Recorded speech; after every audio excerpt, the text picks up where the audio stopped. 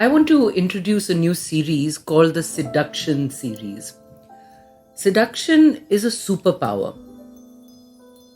It is the power of influence and enchantment too. It's like we go under the spell of something or someone.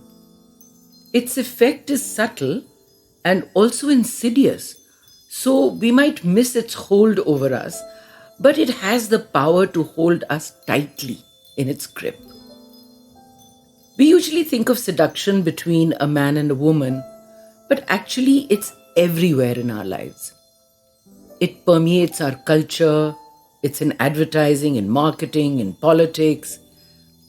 It's the same casting of a spell, luring someone towards you with power. But I want to talk about an unconventional way of looking at seduction. It's not just people or marketing on the outside of us, but the inside. Our emotions, for instance, our moods, our thoughts and feelings, our attitudes and our habits, like anger, disappointment, despair, even self absorption, like narcissism. They suck us in and blindly seduce us for long periods of time. And I want to emphasize here that such is the power of negativity, all negativity. It's a dark energy, like a black hole where we disappear into, and it robs us of the possibility of getting out of it. My point is that we allow ourselves to be sucked in by a strong force that we feel we cannot resist. Yet, we are co-creators in this force, and we are co-creators of our happiness. Then why do we do this? Simply because we don't know we have another choice. The purpose of this series is to learn ways to see through the gloom to the other side where hope lives. There is a win we really want to get to. That is its purpose. Life always gives us a win in every challenging, stressful situation. It's our job to find it. So, through this series, let's explore the real reason underneath our attraction to these unpleasant emotions, why we allow ourselves to stay in the dark, and let's explore the journey to the other side of the rainbow, shall we?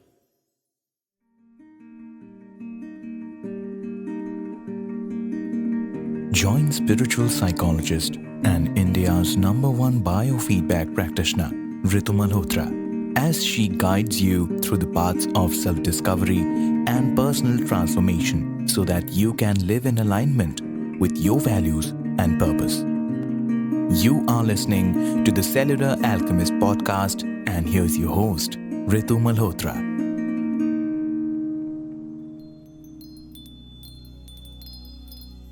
Expressing emotions is good for you. It's good for your health. Everyone knows that, huh? It doesn't matter whether you express happiness, sadness, or love, etc. It's all emotion and it all helps your body and brain in feeling better. Doing this keeps you emotionally balanced and highly productive at the same time.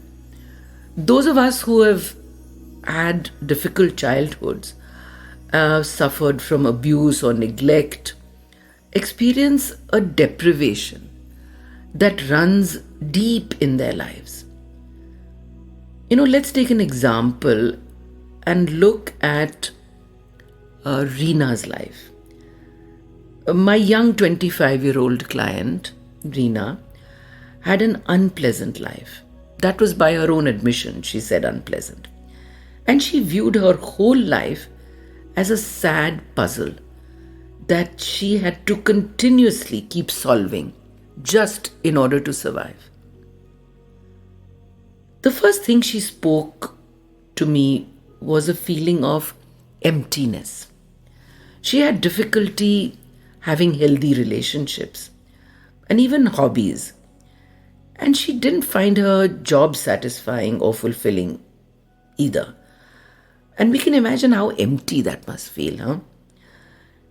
She often spoke of a sense of missing something or yearning for something that she couldn't quite put a finger on.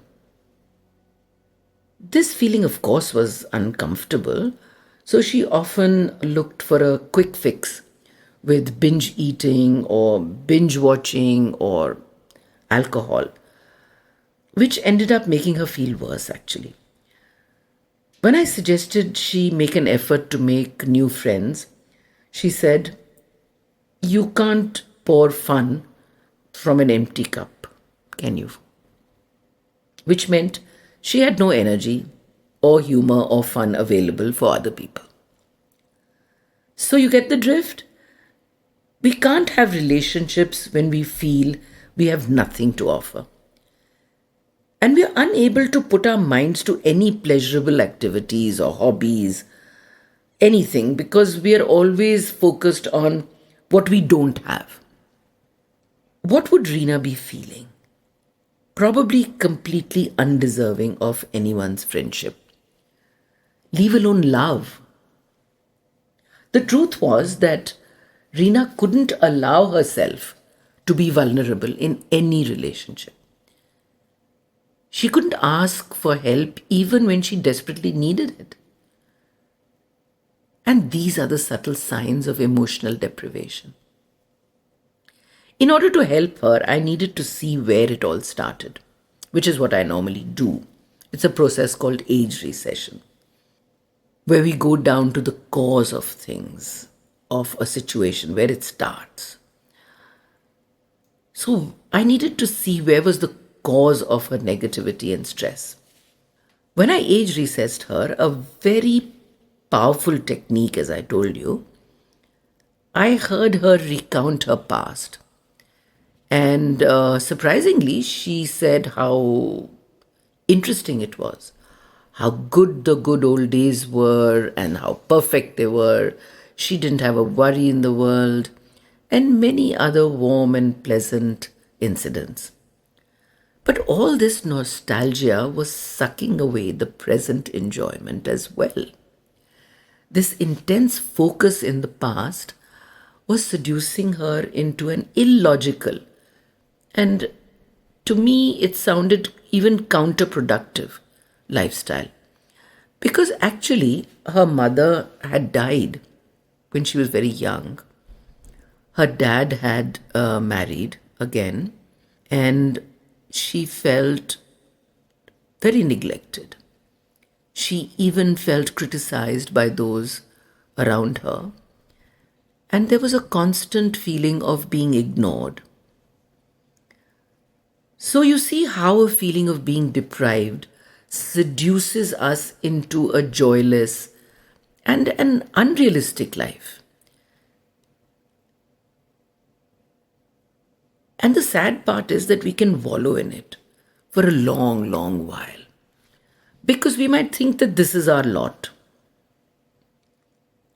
The point of Reena's story is that she was able to release her past by finding ways to have meaningful relationships. And she could fill the void by entertaining herself with new hobbies and learning. She even found a well of generosity within her, which she could tap into and give of her time and energy to different causes and the people who believed in her. So you see, when the stress of what we are as we believe it, that belief system is so strong that it doesn't allow us to move out of that state. But Reena was able to do that because she was committed to getting happier and fulfilled. She started letting go of the stress that created that void. She took responsibility for creating another scenario, another life. And she started by holding on to this image and for using that image of herself not as an excuse to live a deprived life, but a new one, what she had always wanted to be. And you can see how she was yearning for an authentic affirmation from somebody, anyone. She expected people to let her down, choosing partners who couldn't show her intimacy. You know, it's possible to appreciate life even if it's not perfect. Happiness is not the fulfillment of what we wish for, but an appreciation of what we have.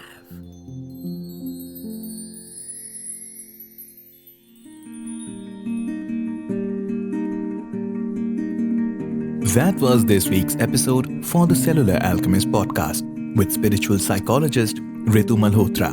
Don't forget to follow the podcast on your listening app so that when the new episode drops, you do not miss out on the chance to change your life by changing your beliefs.